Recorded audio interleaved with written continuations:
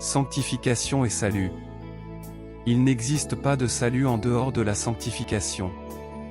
Autrement dit, la sanctification commence dès qu'on accepte l'espérance de salut par la grâce en Jésus-Christ. Celui qui accepte l'espérance du salut par la grâce, et qui se tourne vers Jésus-Christ dans le but de lui ressembler, et de marcher comme il a lui-même marché, a donc été appelé par le Saint-Esprit de Dieu.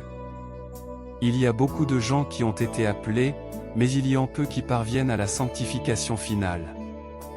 Selon qu'il est écrit en Matthieu 22 verset 14, « Car il y a beaucoup d'appelés mais peu d'élus. » La sanctification finale est donc l'état de l'homme qui, ayant été connu d'avance a été appelé, justifié, et glorifié, a réussi l'expérience de la sanctification progressive, pour atteindre le salut tel qu'il a été promis en Jésus-Christ.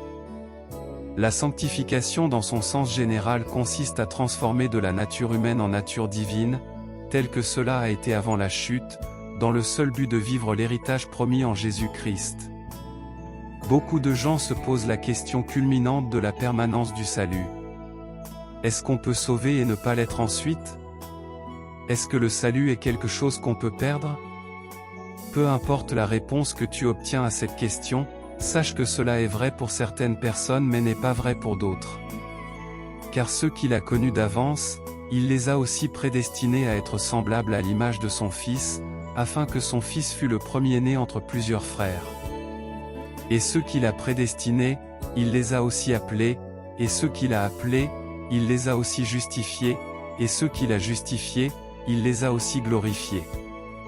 J'ai soif de ta présence, divin chef de ma foi. Dans ma faiblesse immense, que ferais-je sans toi?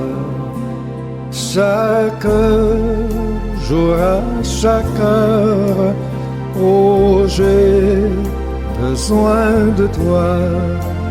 Viens Jésus et demeure auprès de